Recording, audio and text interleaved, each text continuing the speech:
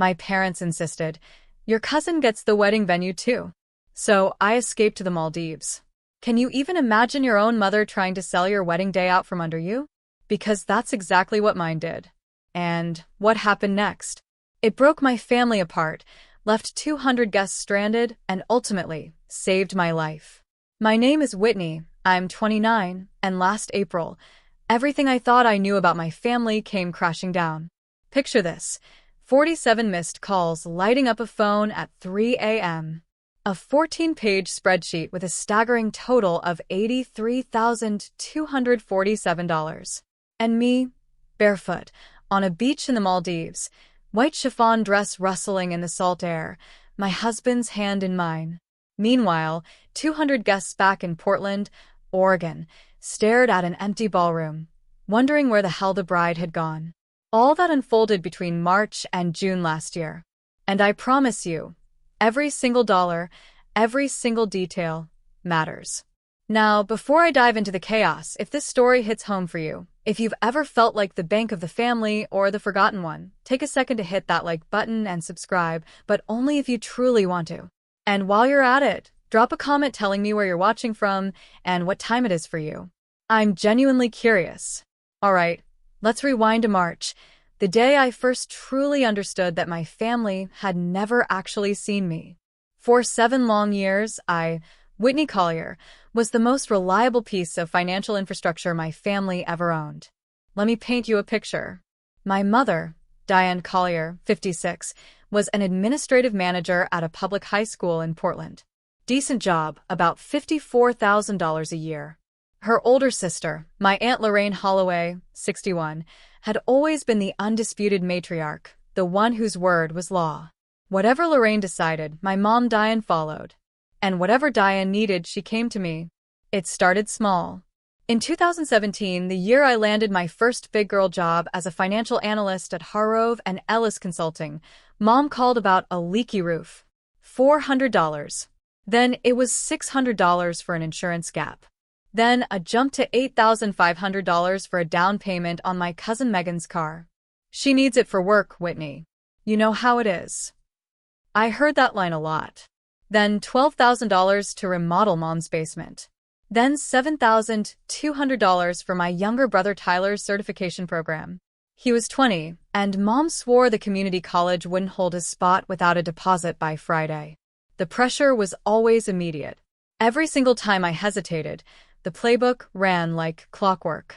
Phase 1, tears. You're the oldest, Whitney. I have no one else to lean on. Phase 2, the cold shoulder. Radio silence for days, sometimes a full week. And then the grand finale, Phase 3, the conference call. Aunt Lorraine would dial in, her voice low and dripping with disappointment. "Whitney, sweetheart, your mother is heartbroken. Is money really more important than family?" 3 phases, 100% success rate, for 7 years straight. I was trapped. Around January 2019, I started logging every transfer, every Venmo, every check in a private Excel spreadsheet. Habit of the job, I told myself. I'm an analyst, I track numbers. It wasn't revenge. It wasn't even a plan. It was just the only place where the truth existed, exactly as it happened, down to the penny. I had no idea that spreadsheet would eventually blow my entire family apart. If I was the family's silent ATM, my cousin Megan Holloway was its golden trophy. Megan was 28, a year younger than me, Aunt Lorraine's only daughter. She worked freelance marketing gigs, her income wildly unpredictable, maybe $35,000 a year on a good year. But you'd never guess that from her Instagram. 12,000 followers, curated brunches, boutique hotel lobbies, outfit of the day posts with captions like, "Living my best life." She looked like a woman pulling in 6 figures, and my family treated her like one. At every holiday dinner, every birthday gathering, Megan was the sun, and everyone else orbited. Mom would nudge me under the table. "See how Megan works a room? You should try that sometime." Aunt Lorraine once said, in front of 8 relatives, "Megan has real style." Not everyone does, and that's fine. She looked directly at me when she said, "Not everyone." The subtext was a punch to the gut every single time. Here's the moment that branded itself into my memory: Thanksgiving 2023. I paid for the entire event. Venue rental, catering, decorations, $3,200. When Aunt Lorraine stood to give thanks, she smiled at my mother and said, "Diane, thank you for putting this beautiful evening together." Not a glance my way. Not a syllable of my name. I sat there, holding my fork, and smiled because that was what I'd been trained to do my entire life. Nathan noticed. We'd been dating about a year by then. On the drive home, he turned the radio down and said quietly, "Did you catch that? Nobody said thank you to you." I had caught it. I'd been catching it for years. I just hadn't admitted what it meant. There's one more thing about Megan you need to know. A detail I wouldn't learn until later that winter. She was carrying $31,000 in credit card debt. Keep that number in your pocket. It'll explain everything that comes next. In October 2024, Nathan Brennan asked me to marry him. He did it at Pittock Mansion, that gorgeous overlook above Portland where you can see the city, the river, Mount Hood if the sky is clear. He'd packed a thermos of my favorite Earl Grey, and when he knelt on the damp stone, he didn't give a speech. He just said, "Whitney, you're the first person who doesn't need a reason to be loved. Will you let me prove that every day?" I said yes before he finished the sentence. Nathan was 31, a software engineer at a fintech company downtown, pulling in about $118,000 a year. Steady, practical, protective without being pushy. He was the first person from outside the Collier orbit, and because of that, he could see the pattern I'd been too deep inside to recognize. We chose Ridgewood Estate, an elegant venue just outside Portland, capacity 200, ivy-covered stone walls. Exactly the kind of place I'd scrolled past for years thinking, that's for other people. The full package came to $28,000. We signed the contract in November 2024, put down a 50% deposit of $14,000. The coordinator, Jill Peton, meticulous, mid-40s, the kind of woman who triple-checks seating charts, walked us through every clause. I remember her tapping section 7.2 with her pen. "If you cancel at least 8 weeks before the event date, we refund 80% of the deposit." I nodded politely. Why would I ever need that? This venue was the first significant amount of money I had ever spent on myself, without asking anyone's permission. When I told Mom, she said, "Oh, congrats." Aunt Lorraine's first question was, "How many people does it hold?" Megan commented on my Instagram announcement. One word: cute. One word. After everything I'd paid for, one word. The insult was deafening. March 12th. That's the day everything changed.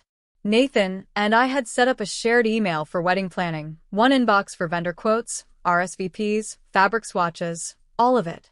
That Wednesday evening, Nathan was scrolling through confirmations from the florist when he stopped mid-scroll and said, "Whitney, come look at this." It was a forwarded message from Jill Peton. Her tone was polite, but careful. "Hi, Whitney. I received an email from someone claiming to represent your family requesting a second reception be added to your date. I wanted to confirm with you before making any changes. Please see the forwarded message below." Below Jill's note was the original email from my mother. "Dear Jill, I'm Diane Collier, Whitney's mother and family representative. We'd like to add a second celebration for my niece Megan Holloway on the same date, sharing the ballroom and splitting costs. Whitney has agreed to this arrangement. Please send us a revised quote. Thank you." I read it 3 times. My vision tunneled. Whitney has agreed to this arrangement. I had agreed to nothing. Nobody had called me, texted me, or even hinted at this. My hands were shaking when I dialed Mom. She picked up on the second ring, breezy, like nothing in the world was wrong. "Oh, sweetie. I was going to tell you. Aunt Lorraine mentioned Megan just got engaged, too. And the venue is so gorgeous, so we thought, why not share? You split $28,000, you only pay $14,000. It's a win for everyone. Don't be selfish about it." Don't be selfish?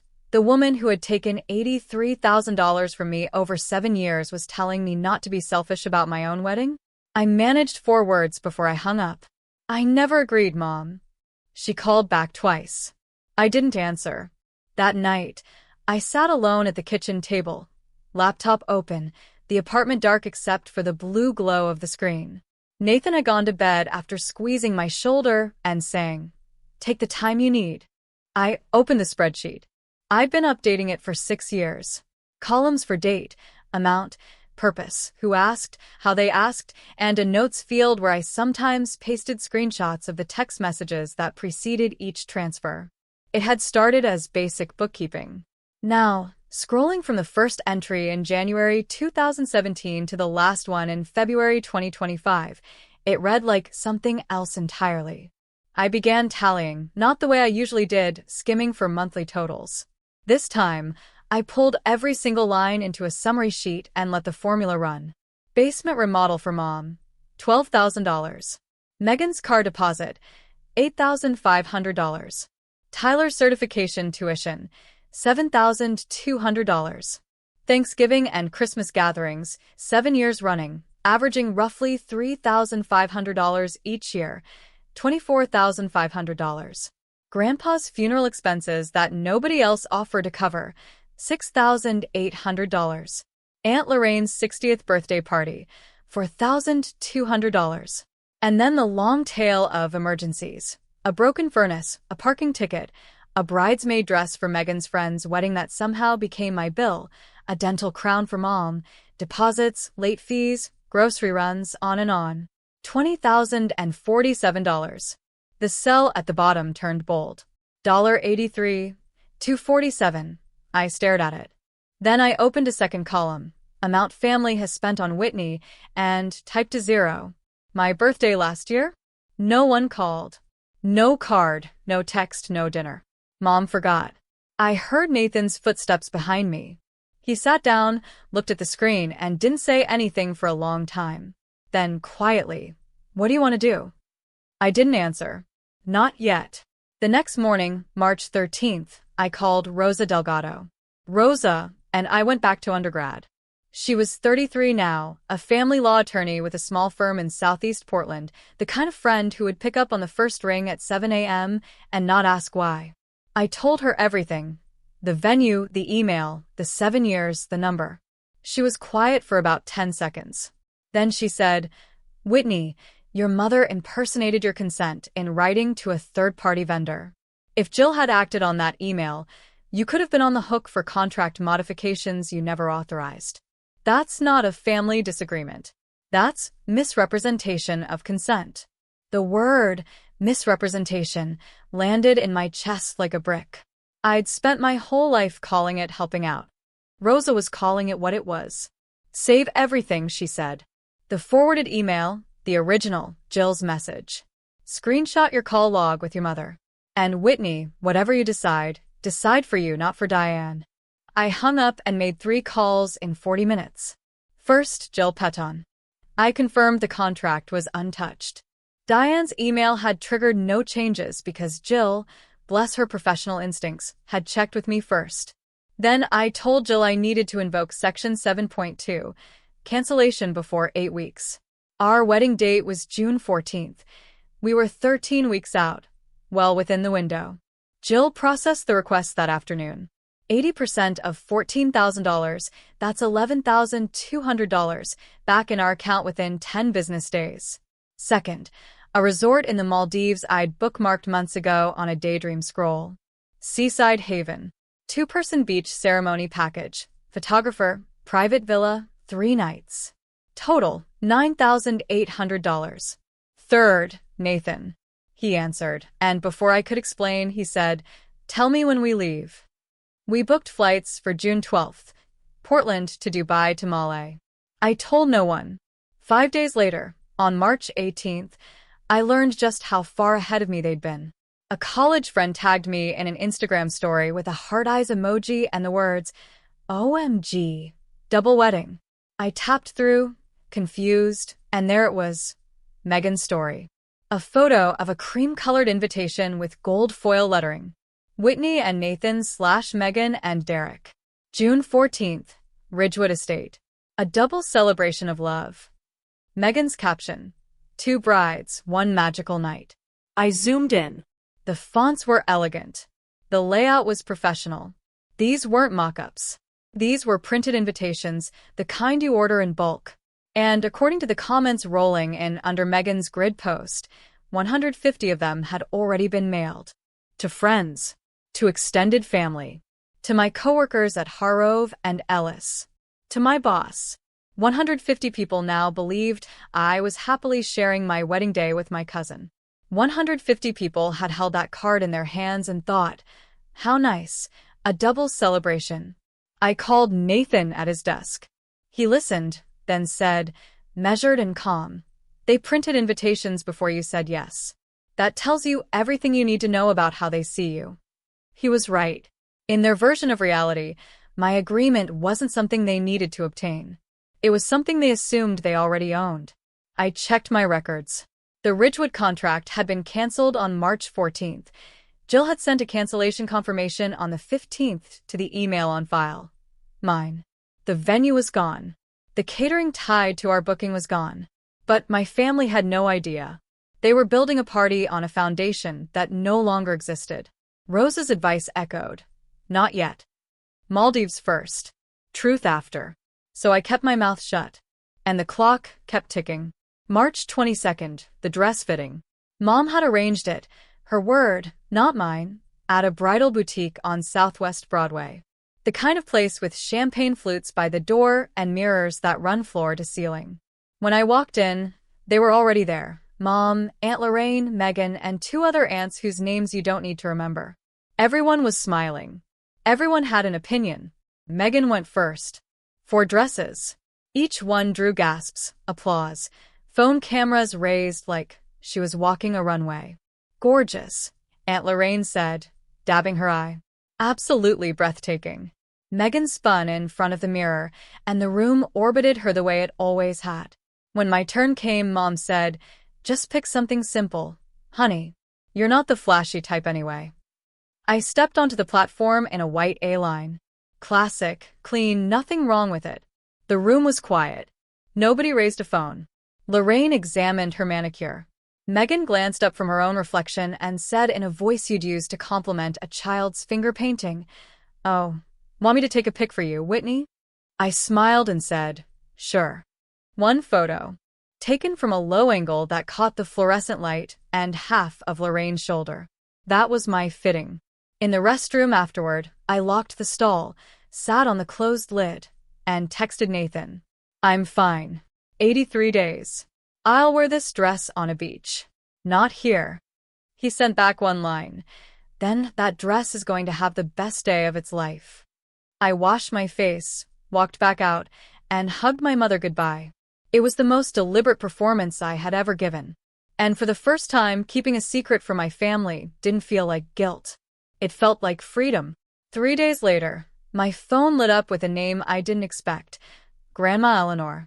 Eleanor Collier was 84, sharp as a tax audit, and living at Maple Grove Senior Residence in Salem, about an hour south of Portland.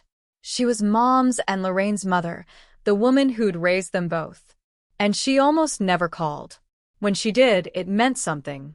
"Whitney, sweetheart," she said. Her voice was thin but steady, the way old oak sounds when wind passes through it. I got a pretty invitation in the mail. Your name and Meghan's name, both on there. I just want to ask you one question. Okay, Grandma. Are you happy about it? I pressed the phone hard against my ear. In 29 years, through every holiday dinner, every silent bank transfer, and every time I smiled when I wanted to scream, nobody in my family had ever asked me that. Not once. Not my mother, not Lorraine, not Meghan, not Tyler, nobody. Grandma Eleanor was the first. I couldn't answer right away because my throat had closed. 8 seconds of silence that she didn't try to fill. Grandma, I finally said, nobody asked me that. You're the first person. She let out a long breath. I know my girls, Whitney. Diane and Lorraine. They're built like me in the worst ways. Always worried about what people see. But a wedding is yours, honey. It's not a stage for somebody else's show. I didn't tell her about the Maldives. I didn't tell her the venue was already canceled. I just said, I'll be okay, Grandma. I promise. I believe you, she said. And she meant it. After we hung up, I cried for the first time since the night I tallied the spreadsheet. Not from anger, but from the simple, devastating relief of being seen by someone who actually cared whether I was happy. The last week of March, the pressure came from every direction at once. Mom called daily.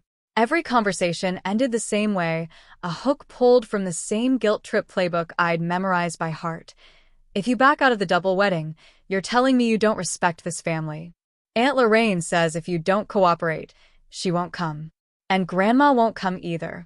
She wielded Grandma Eleanor's name like a hostage negotiator, and it made my stomach turn because I'd just heard Grandma's actual voice asking the only question that mattered. Lorraine's attack came in writing. An email, subject line, family unity. 3 paragraphs of polished condescension. In this family, we share. If you choose to be selfish, you will isolate yourself. Your grandmother is 84 years old. She wants to see her family together. Are you really going to deny her that? And then Megan, sliding into my DMs with a message so perfectly passive-aggressive it could have been framed. Hey, Whit, just wanted to say I'm so excited about our double wedding.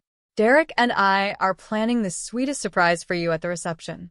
Don't worry, I'll handle the decor half. You know I have better taste anyway. I screenshotted everything.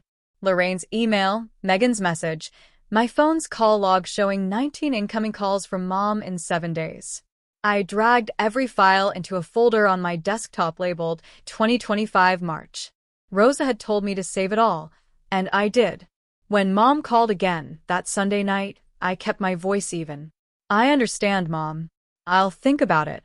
What I was really thinking about was a boarding pass dated June 12th and a beach ceremony 9,000 miles away. But she didn't need to know that. Not yet. April 5th, a Saturday. Dinner at Aunt Lorraine's house. 12 people around a long dining table. Lorraine at the head, naturally. Mom to her right. Megan and her fiancé, Derek Voss, across from me. Derek was 30, a real estate agent. Decent enough guy who always looked slightly uncomfortable at family events, like he'd wandered into someone else's reunion. Then there were 2 other aunts, an uncle, a few cousins, and Nathan beside me, his hand resting on my knee under the table. Lorraine clinked her glass before the salad course. I'd like to raise a toast to our 2 brides. The room applauded. Megan beamed. I smiled and lifted my water. Mom leaned across the table. Whitney, do you want to say something? 12 pairs of eyes turned to me. I let one beat pass. Then, I'm just really grateful to everyone here. True, diplomatic, committed to nothing. Megan, though, Megan wasn't done. She pulled out her iPad and propped it against the centerpiece. I put together a mood board. Tell me what you guys think. She swiped through. White roses with gold accents, a massive floral arch, a custom photo booth. And there, centered on every frame, Megan and Derek in elegant script.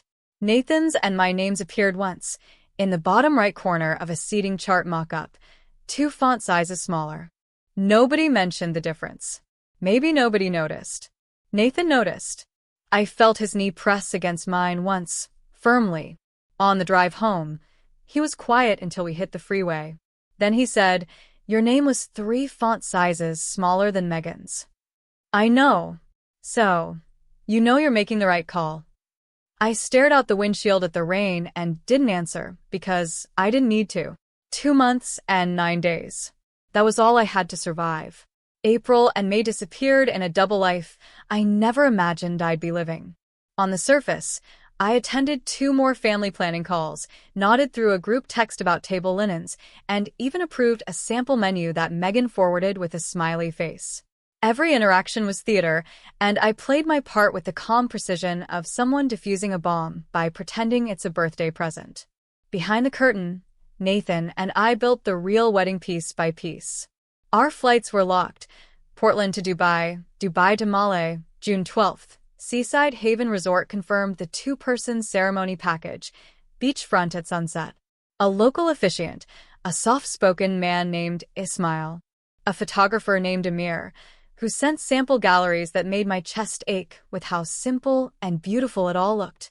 $9,800 total for 3 nights in an overwater villa, the ceremony, and a private dinner on the sand afterward.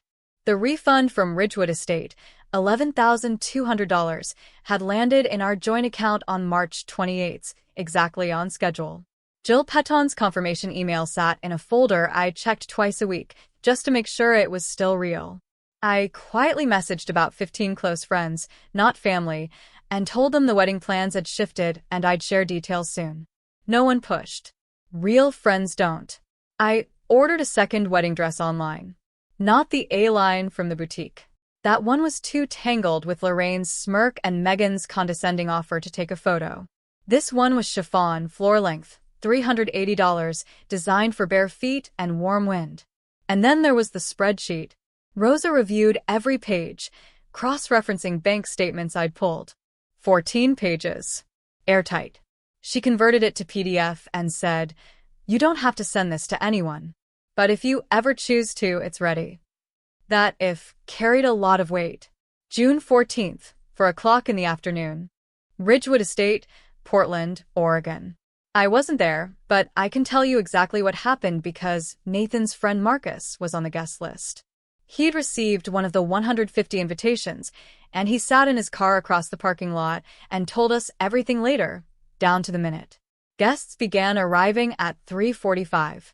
Women in pastels, men in summer suits. The lawn freshly mowed, the Oregon sun actually cooperating for once. Aunt Lorraine swept in, wearing a teal Mother of the Bride ensemble, like she owned the property. Mom wore lavender. Megan was somewhere inside, reportedly in a $4,200 dress that Lorraine had quietly put on a credit card. By 4:15, people started checking their phones. The ballroom doors were closed. No coordinator at the entrance. No welcome table.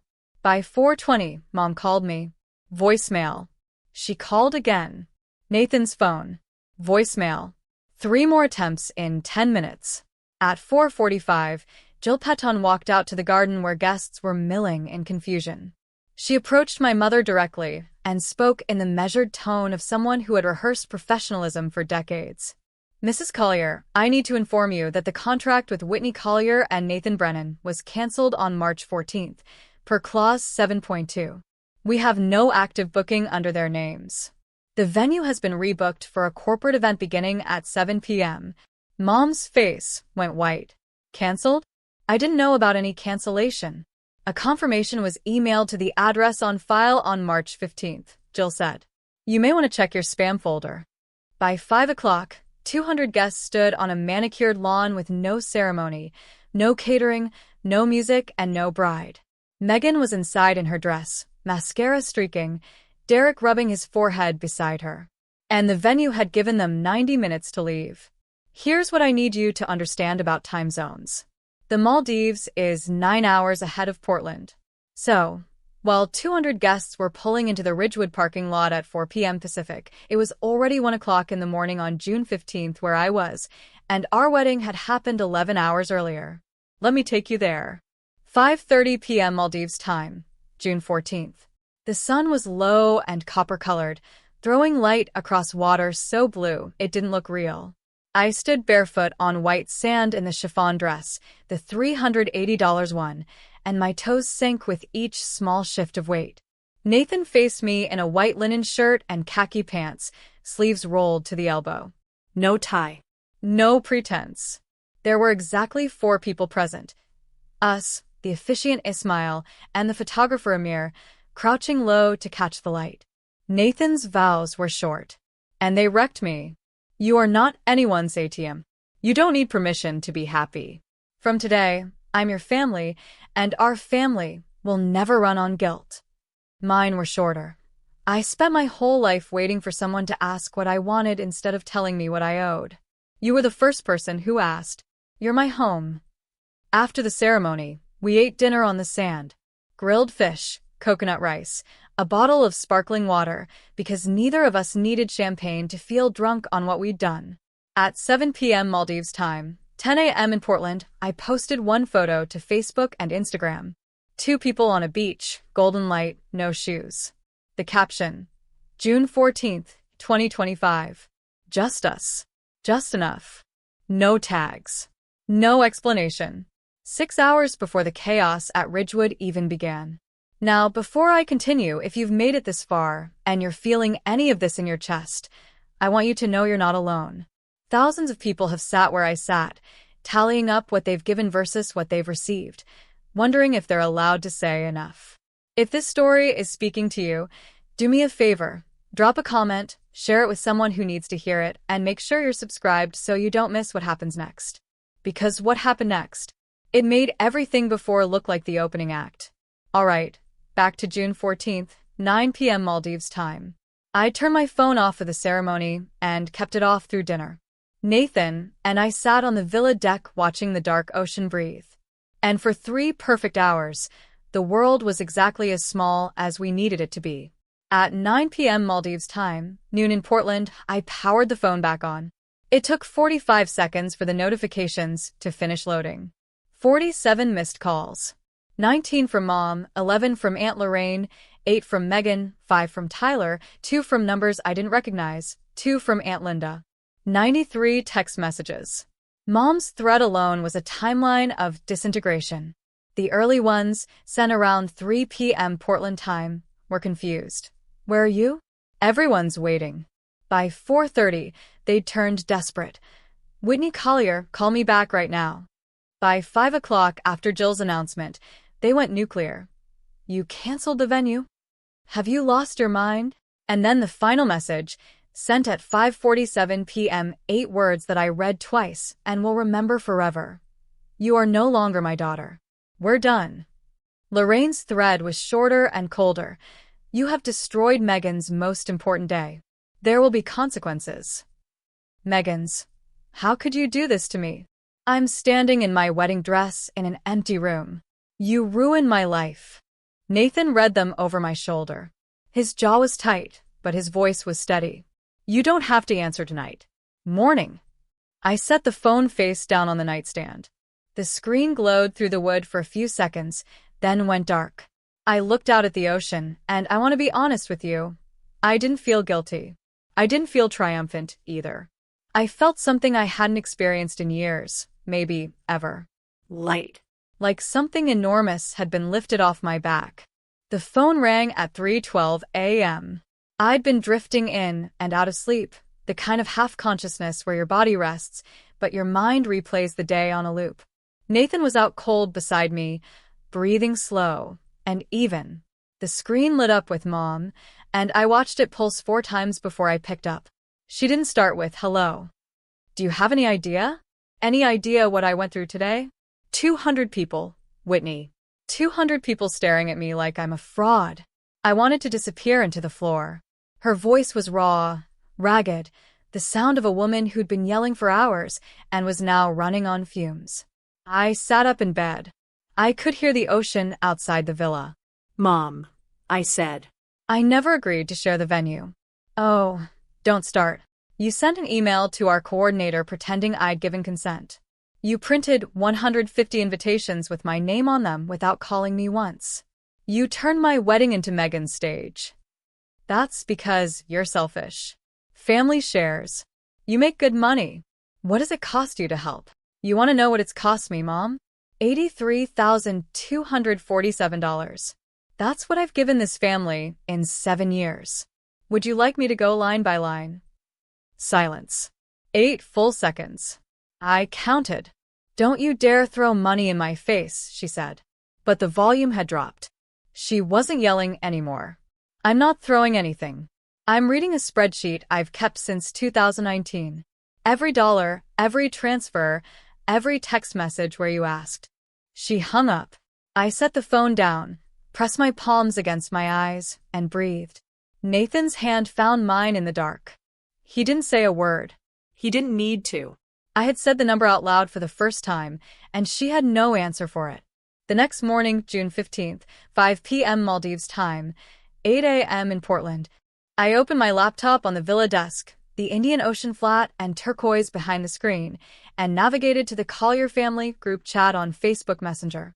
24 members. Every aunt, uncle, and cousin old enough to have an account. I typed slowly, editing twice before I hit send. I know everyone is angry. I understand. But before anyone judges what I did, I'm asking you to read the attached file. It's a record of every dollar I've spent on this family from 2017 to 2025. Every transfer, every receipt, every screenshot of a text asking for money. The total is $83,247. The amount this family has spent on me in the same period, $0. I'm not sending this to hurt anyone. I'm sending it because the truth deserves to exist somewhere other than my private hard drive. I attached the PDF, 14 pages. Rosa had reviewed it line by line against my bank statements before I left Portland. Page 1 was the summary, year-by-year totals, and a grand total in bold. Pages 2 through 13 broke it down: date, amount, purpose, who requested it, and a thumbnail of the evidence, a bank transfer confirmation, a Venmo screenshot, a text message. Page 14 was a single table with 3 rows. Money Whitney spent on family, $83,247 money family spent on Whitney, $0 number of times family said, thank you, 0. I pressed send and closed the laptop for 4 hours. Nobody responded. I watched the read receipts tick upward, 5, 9, 14, 21. But the chat stayed silent. 21 people reading. Not a single word typed. At noon Portland time, Aunt Linda broke the silence. Oh my God. I had no idea. 12:15 Uncle Greg. Whitney, I'm sorry. This is not okay. 12:30 Mom. You're airing family business in front of everyone. I will never forgive you for this. 12:32 Lorraine. Disgusting. You reduced everything to dollars and cents. But the rest of the chat stayed quiet. And in that silence, I heard something I'd never heard before from my family, the sound of people who couldn't argue with the math. The numbers started moving within 24 hours, and I tracked them the way I track everything, carefully. By the evening of June 16th, 8 of the 24 members had left the family group chat. Aunt Linda and Uncle Greg were among the first. 3 cousins I barely spoke to followed. Then 2 of Lorraine's bridge friends who'd been added years ago and probably wanted no part of the fallout. The chat that once pinged with holiday planning and birthday reminders was hemorrhaging members like a lifeboat with too many holes. Megan scrubbed her Instagram. The double wedding story vanished. The grid post with the gold foil invitation gone. But the internet has a longer memory than Megan planned for. Screenshots had already been shared in comment threads. Her follower count dropped from 12,000 to 11,400 in 48 hours. People were asking questions she couldn't answer. Then came the call I didn't expect. Nathan's phone buzzed on the second night. Derek Voss. Man, Derek said, and I could hear it in his voice, the queasy realization of someone discovering the ground beneath him isn't solid.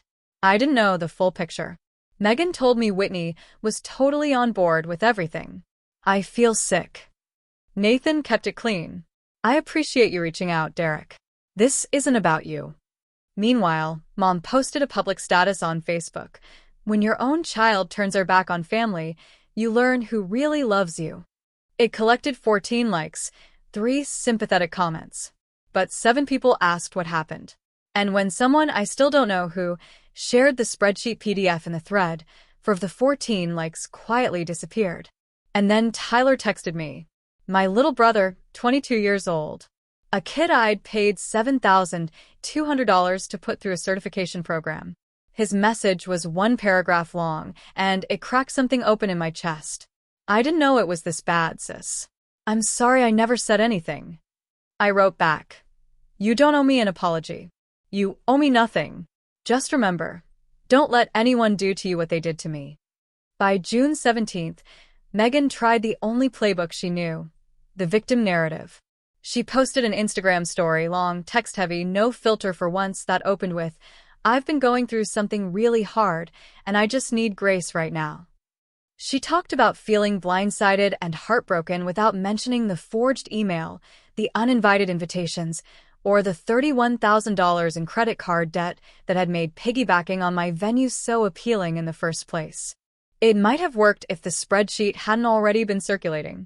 Mutual friends, people who'd known both of us since college, left comments that were polite but pointed. Didn't you know the venue was booked under Whitney's name? And the spreadsheet is all over the family group chat, Meg. Megan deleted the comments, but screenshots traveled faster than her thumbs.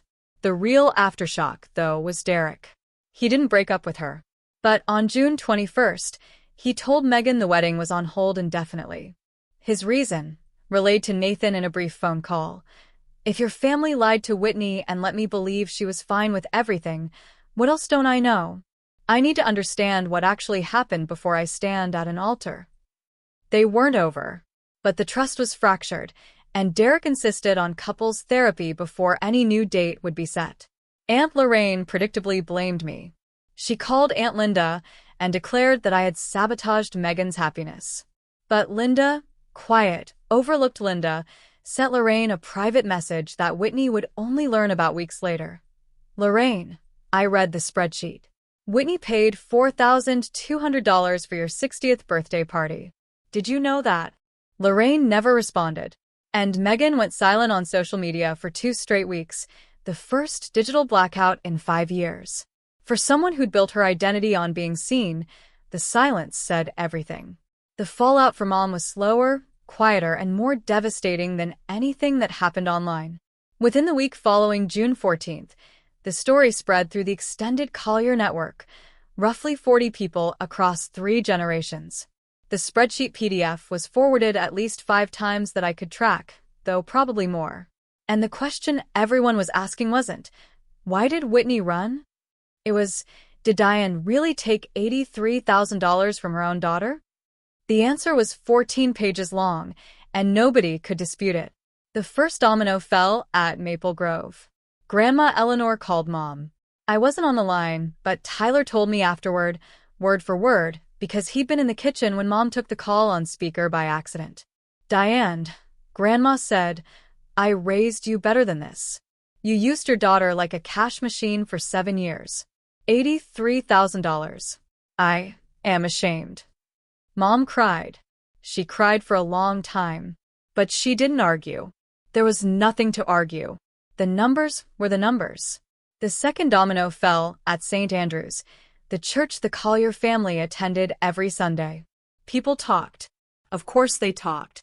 After 2 Sundays of being approached with careful questions and poorly hidden pity, Mom stopped lingering after service and started leaving through the side door. Then the third, and maybe the cruelest, Aunt Linda quietly volunteered to host Thanksgiving that year. "I think it's better if I handle it this time," she said, so gently it almost sounded like kindness. But everyone understood what it meant.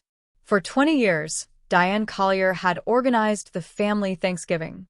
It was her one piece of visible authority, her proof that she mattered. And just like that, it was gone. Mom didn't call me for 3 weeks. The longest silence of my life, and the first one that didn't feel like punishment. It felt like breathing room. June 20th, Portland International Airport. Gate C12. Nathan and I walked off the jetway with tans we hadn't earned and a marriage license from a country most of my family couldn't find on a map. Our carry-ons were light. Everything else, the notifications, the voicemails, the wreckage, was heavy enough.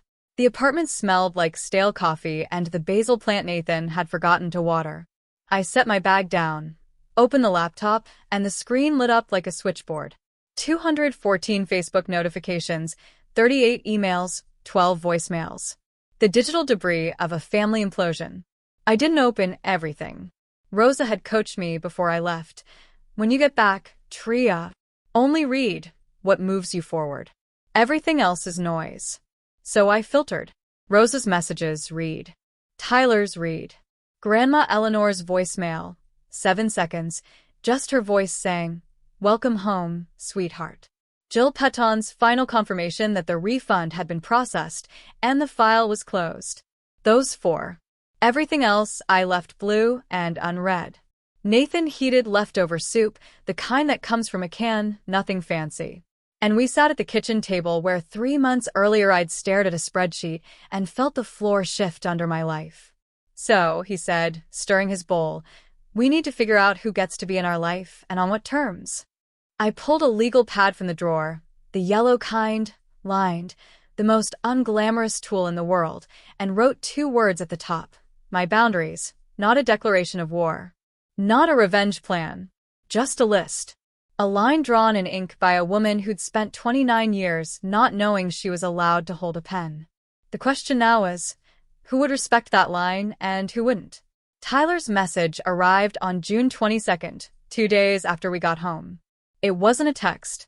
It was a full email, which for a 22-year-old felt almost ceremonial. Whitney, I read the spreadsheet. All 14 pages. I saw the line. $7,200. Tyler's certification program. I didn't know that money came from you. Mom told me it was from her savings. She looked me in the eye and said she'd been putting it aside for years. I believed her. I'm not going to pretend I knew and stayed quiet. I genuinely didn't know, but I should have asked. I should have noticed that you paid for everything and nobody ever said your name at the table. I want to pay you back. Not all at once. I'm on a part-time salary, but I'll figure out a plan. You'll get every dollar. I promise. I sat at my desk and read it twice. The second time, the line about Mom's lie hit different. She hadn't just taken my money. She'd taken credit for it. She'd let my brother believe she was the one sacrificing while I quietly wired the funds and got nothing in return, not even the truth. I wrote back, Tyler, you don't owe me money. You owe me nothing. But I'm going to ask you for something worth more than $7,200. Don't let anyone turn you into what they turned me into. If someone asks you for money and follows it up with tears and silence when you hesitate, that's not love. That's a system. And you deserve better. He called me that night.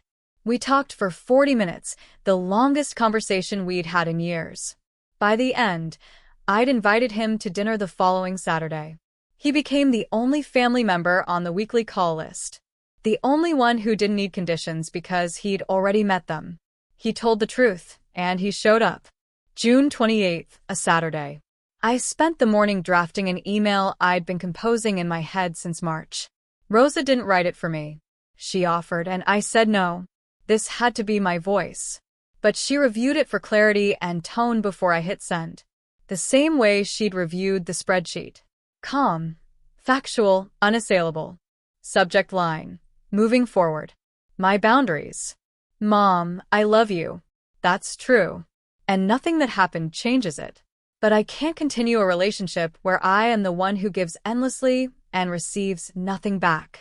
Not money, not acknowledgement, not respect. For us to move forward, I need 3 things. 1. You acknowledge that sending an email to Jill Petton claiming I had agreed to share the venue was wrong. Not a miscommunication. Wrong. 2. You never again make a financial decision or sign anything on my behalf without my explicit written consent. 3. You stop comparing me to Megan or to anyone. I am not a supporting character in someone else's story. If you're willing to meet these conditions, I'm here. We can rebuild. It won't be overnight, and it won't be the way things were before, because the way things were before nearly cost me everything. If you're not ready yet, that's okay, too. I'll be here when you are, but I'll be here at a safe distance. Whitney. I read it aloud to Nathan before sending. He listened without interrupting, then said, That's the strongest thing you've ever written. I clicked send at 11:04 a.m. The read receipt came back at 9:47 p.m., nearly 11 hours. I could picture her reading it at the kitchen table, maybe rereading it, maybe sitting with it the way I'd sat with the spreadsheet that night in March. She didn't respond. 1 day passed, then a week, then 2. And for the first time, her silence didn't crush me. It just confirmed what I already knew. The next move was hers, and I was done performing. Lorraine's response came on July 2nd. 1 final email, 5 sentences, no warmth. Whitney, you have destroyed this family. Your spectacle was selfish. Your spreadsheet was manipulative. And your absence from that venue humiliated people who have loved you your entire life. I have nothing more to say. Do not contact me again. I read it once, forwarded it to Rosa for the file, and didn't reply. Some doors close themselves, and the kindest thing you can do is let them. Megan's message arrived 3 days later, on July 5th. It was longer, messier, and harder to dismiss. Whitney, I know I owe you an apology. I knew about the email Mom sent to the coordinator. I knew about the invitations before they were printed. I should have said something. I'm sorry. Then the second paragraph. But you could have just talked to us instead of disappearing. You could have told me to my face. That hurt. I sat with it for a day before responding. When I did, I kept it to 2 sentences. I spent 7 years talking to this family, Megan. It cost me $83,247 and zero respect. Talking didn't work. She didn't write back. A week later, Derek called Nathan one more time. His voice was different, tired, but less rattled than before. Megan and I started couples therapy, he said. I think we both have a lot to figure out. Nathan said, I respect that. Good luck, man. When he hung up, I asked if he thought Megan would actually change. He shrugged. Maybe, maybe not. That's not your variable to solve. He was right. Lorraine would never see it. Megan might someday. And I was learning something I wish I'd understood a decade earlier. Healing doesn't require everyone to apologize. It only requires you to stop waiting for them to. July 19th, a Saturday evening, our apartment. Nathan made pasta, garlic, olive oil, cherry tomatoes. The kind of meal that takes 20 minutes and fills the room with the smell of something honest. I tossed a salad. Rosa brought a bottle of red and a corkscrew because she said she didn't trust ours. Tyler showed up with a bottle of wine, too, a $12 Pinot Noir, and handed it to me with a look that was half shy, half proud. Bought it with my own paycheck, he said. Not from anyone else's savings. Hannah Park, a colleague from Harrove and Ellis, who'd become one of my closest friends in the past year, arrived with brownies. Marcus, Nathan's college roommate, the same Marcus who'd witnessed the Ridgewood disaster from the parking lot, brought garlic bread and a story about finding a bewildered catering truck circling the venue that evening with nowhere to unload.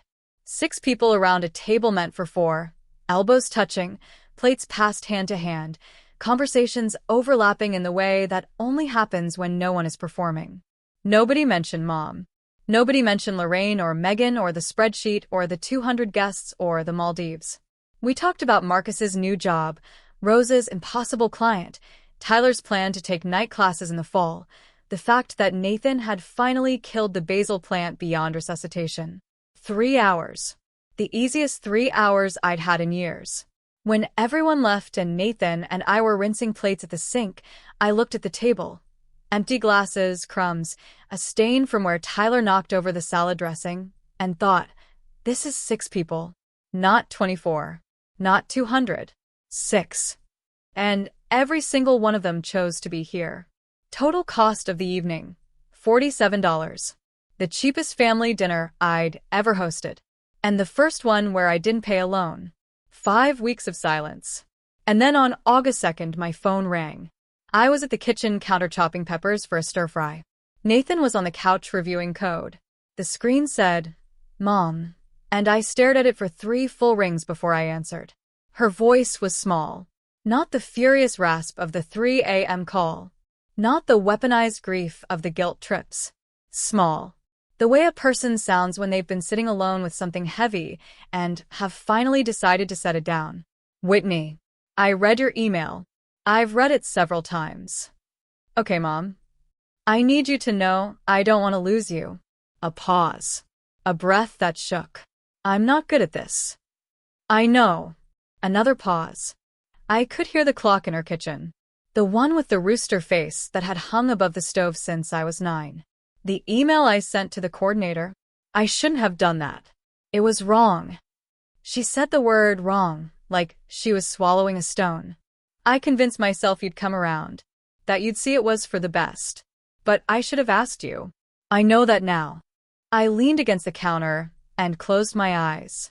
She hadn't addressed the comparisons. She hadn't acknowledged the invitations. She'd met one of 3 conditions, partially, with visible effort. Thank you, Mom. That matters. That's a start. Does that mean we can talk again? It means the door is open. But the conditions in my email still stand. All 3. And I won't remind you again. You already have them in writing. She was quiet for a moment. Then, okay. We talked for 4 more minutes about nothing. The weather. A neighbor's new dog. Ordinary words stretched carefully over extraordinary damage. After I hung up, Nathan looked at me from the couch. How do you feel? She apologized for 1 thing out of 3. It's not enough. But it's the first time she's used the word wrong about her own behavior in my entire life. I set the knife down. I'll take the crack in the wall. I'm not knocking it down for her. By mid-August, 2 months after the Maldives, I sat down and did what I do best. I ran the numbers. Not on my family this time, on myself. Since June 14th, with no more emergency transfers, no catering bills for someone else's party, no mysterious deposits into relatives' accounts, my savings had increased by $4,800 in 8 weeks. That was more than I'd saved in any comparable stretch over the previous 7 years. The math was obscene in its clarity. The single biggest drain on my finances had never been rent or student loans or Portland's cost of living. It had been my family. The other metrics shifted, too. Number of guilt trip phone calls received since the Boundary email, 0. Number of stressful family dinners attended, 0. Number of evenings spent with people who actually wanted me at the table, 6. The pasta night. 2 weekend brunches with Rosa. A Friday movie marathon with Tyler at our apartment. And 2 date nights with Nathan where neither of us checked our phones. At work, something was changing that I could feel but couldn't name until my boss, Margaret, pulled me aside after a client presentation in early August. Whitney, I've noticed a real shift in you these past couple of months. More confident. More decisive. Whatever's going on, keep it up. 2 weeks later, the promotion came through. Senior Financial Analyst. Salary, $104,000. A $12,000 raise that felt like more than money. It felt like proof that when you stop pouring yourself into a hole, you start rising. Nathan and I sat down that weekend and set a new target, $60,000 for a down payment on our first house. At our current savings rate, free from the family tax, we'd hit it within 2 years. And then on August 15th, Tyler sent a Venmo notification. $200. The memo line read, Installment 1 of 36, certification tuition. Thank you, sis. I stared at that memo line until the screen went blurry, and I didn't wipe my eyes because some tears you earn. On August 10th, I did something I hadn't done in years. I wrote a letter. By hand. Not an email. Not a text. I sat at the kitchen table with a sheet of cream stationery Nathan had bought me as a just because gift. And I picked up a pen, a real one, blue ink, the kind that forces you to slow down and mean every word. Dear Grandma, you were the first person who asked me if I was happy. I want you to know I am. My wedding had 2 people. No ballroom. Number 200 chairs. No gold foil invitations. Just a beach, a sunset, and a man who asks me every morning what I need instead of what I owe. I'm sorry you didn't get to be there, but I think you understand why it had to happen the way it did. You told me once that family is the person who asks if you're happy. You were right. And I need you to know, by that definition, you are my family. You always have been. I'm enclosing a photo. It's me and Nathan on the beach. I'd love it if you kept it somewhere you can see it. I love you, Whitney.